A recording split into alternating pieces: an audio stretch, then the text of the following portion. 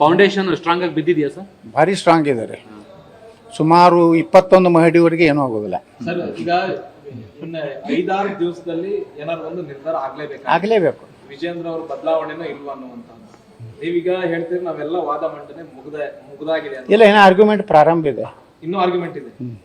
ಯಾರ ಹತ್ರ ಮಾಡ್ತೀವಿ, ಎಲ್ಲಿ ಯಾವ ಮುಖಾಂತರ ನಾವು ಸಂದೇಶ ಕೊಡಬೇಕು ಎಲ್ಲ ಕೊಡ್ತಾ ಇದ್ದೀವಿ. ಈಗ ತಮ್ಮ ಸ್ಟ್ಯಾಂಡ್ ಅದೇ ರೀತಿ ಇದೆ, ಬದಲಾವಣೆ ಆಗುತ್ತೆ ಅನ್ನುವಂಥದ್ದು. ಮೊದಲೇ ಹೇಳಿದ್ರೆ ನಾವು ನೋಡ್ರಿ, ನಾವೆಲ್ಲರೂ ಪಕ್ಷದ ಹಿತದೃಷ್ಟಿಯಿಂದ ನಿರ್ಣಯವನ್ನು ಸೂಕ್ತ ವ್ಯಕ್ತಿಗೆ ಮಾಡೋದು ನಮ್ಮ ಒಂದು ಸ್ಟ್ಯಾಂಡ್ ಇದೆ. ಅದರಲ್ಲೇನೂ ಬದಲಾವಣೆ ಇಲ್ಲ. ನಾವು ರಾಷ್ಟ್ರೀಯ ನಾಯಕರ ಗಮನಕ್ಕೆ ತರೋದು ಭಾಳ ಅವಶ್ಯ ಇದೆ. ಇವತ್ತು ಪಕ್ಷ ಉಳಿಬೇಕಲ್ಲ, ಪಕ್ಷ ಉಳಿದ್ರೆ ಮುಂದಿನ ವಿಧಾನಸಭೆ ನಾವು ಗೆಲ್ಲಕ್ಕೆ ಸಾಧ್ಯ ಇದೆ. ಮುಂದಿನ ಈ ಸರ್ಕಾರ ಯಾವಾಗ ಬೀಳ್ತದೆ ಗೊತ್ತಿಲ್ಲ. ಇವತ್ತು ಅವರು ಇಲ್ಲಿ ಅನೇಕ ನಾಯಕರು ಕಾಂಗ್ರೆಸ್ನೂ ಬಂದಾರೆ.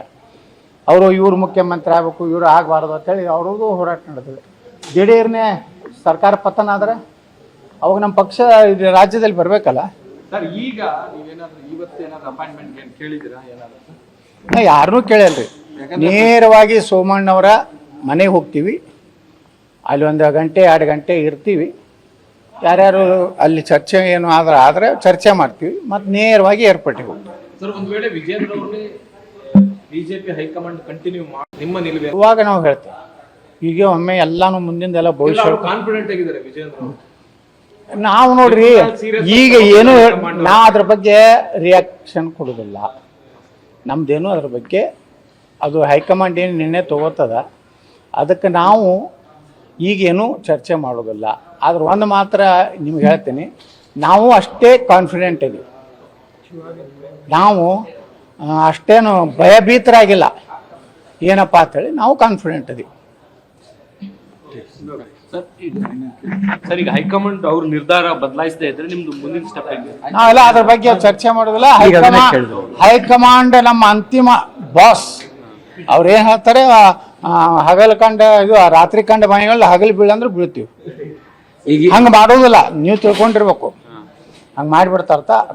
ಹಗಲ ಕಂಡ ಬಾವಿ, ದೇಹದಾಗ ಕಂಡಂಥ ಬಾವಿ. ನಾವು ಇದು ಇಲ್ಲ, ರಾತ್ರಿ ಕಂಡಂಥ ಬಾವಿ ದೇಹದಾಗ ಬೀಳುವಂಥ ತುಗು ತಯಾರದೀವಿ. ನಮ್ಮ ನರೇಂದ್ರ ಮೋದಿಯವ್ರ ಮೇಲೆ ವಿಶ್ವಾಸ ಇದೆ, ರಾಷ್ಟ್ರೀಯ ಅಧ್ಯಕ್ಷರ ಮೇಲೆ ವಿಶ್ವಾಸ ಇದೆ, ಅಮಿತ್ ಶಾ ಅವ್ರ ಮೇಲೆ ವಿಶ್ವಾಸ ಇದೆ, BL ಸಂತೋಷ್ ಅವ್ರ ಮೇಲೆ ವಿಶ್ವಾಸ ಇದೆ.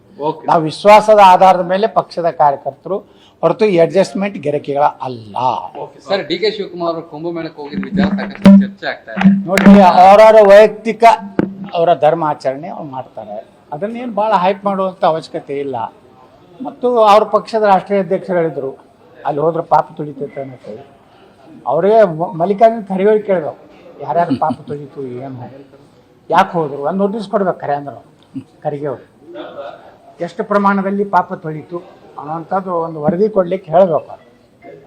ನಮಗೇನು ಸಂಬಂಧ? ಅದು ಧರ್ಮದ ಕಾರ್ಯ ಮಾಡ್ತಾರೆ ಅಂದ್ರೆ ಹಿಂದೂ ಧರ್ಮದಲ್ಲಿ ವಿಶ್ವಾಸ ಇಡ್ತಾರೆ. ಆರಿಸಿ ಬಂದ ಮ್ಯಾಗ ನಾವು ಸಾಬ್ರಿಂದ ಆರಿಸಿ ಬಂದಿರ್ತಾರೆ. ಇದೇ ದುರಂತ. ಓಟ್ ಹಾಕೋರು ಹಿಂದೂಗಳೇ ಹಾಕಿದ ಮ್ಯಾಗನೇ ಒಂದು 4,000 ಸಾಬ್ರು ಹಾಕ್ತಾರಷ್ಟೇ.